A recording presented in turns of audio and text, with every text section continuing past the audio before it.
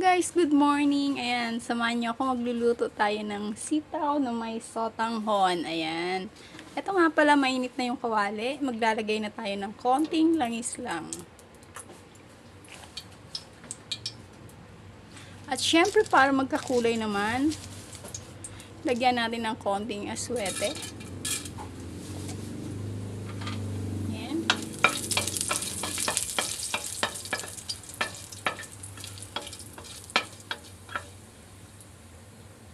Dahil nakuha na natin yung kulay niya, tanggalin na natin tong buto.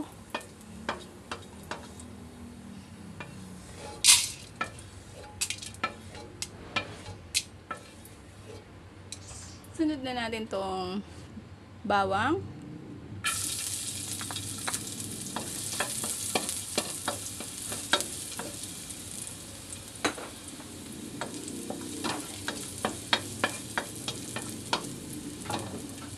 At sunod na din natin tong sibuyas. Isang maliit lang siya.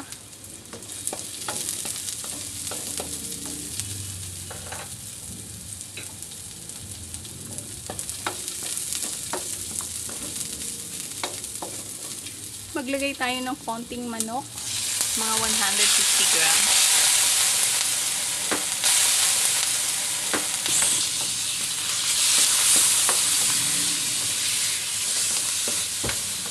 Gisa natin ng konti, lutuin natin yung manok.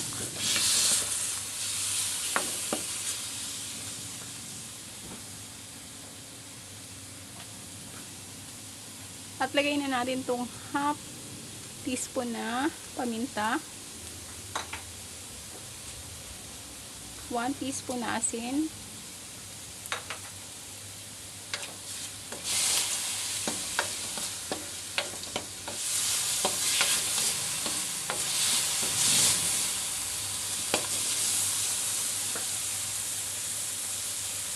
maglalagay nga pala ako guys ng kalahati lang to ng chicken cubes. Ayan.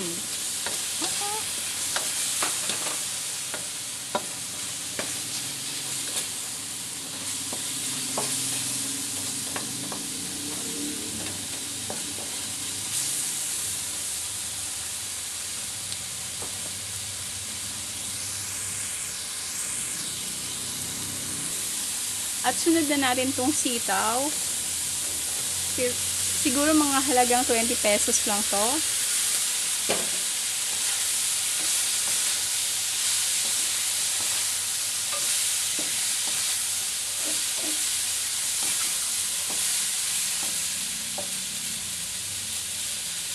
Lagyan ko muna ng 1 cup na tubig. Mamaya na ako mag-adjust.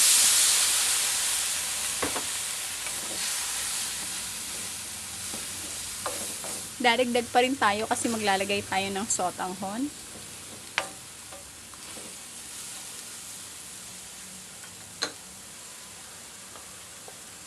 Takpan muna natin ng konti.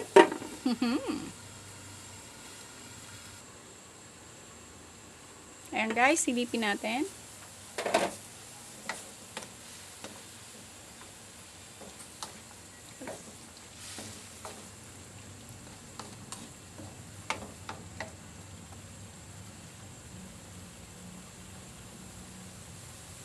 Dagdagan ko na uli ng tubig, bali magagamit ko ay 3 cups. Ayan, dami. Kasi maglalagay tayo ng sotanghon mamaya. Takpan ko nga uli pala. Ayan, pasilip.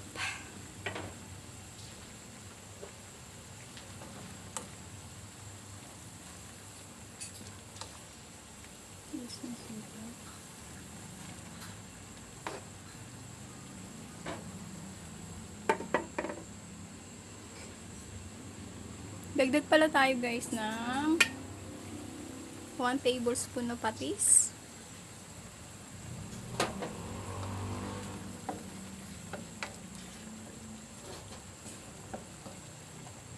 Okay. Ayan guys, silipin na natin. Ayan. Pwede na sigurong lagay yung sotanghon. Lagay na natin. Ito nga pala yung pinakamaliit na sotanghon. Pinabot ko na kanina. Pero pag ano, kayo na lang mag-adjust sa tubig at sa lasa.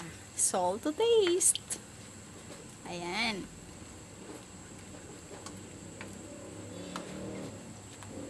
Ay, sama-sama yung sotang ano.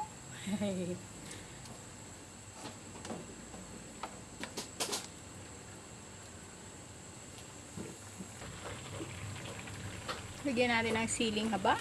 2 piraso. Halo, halo. Yan, konti na lang. Pero okay na to. Ayos na to. Para may konting sabaw. Ayan. Guys, maraming salamat sa panonood palagi. God bless you all. Please subscribe, like, and share. Bye!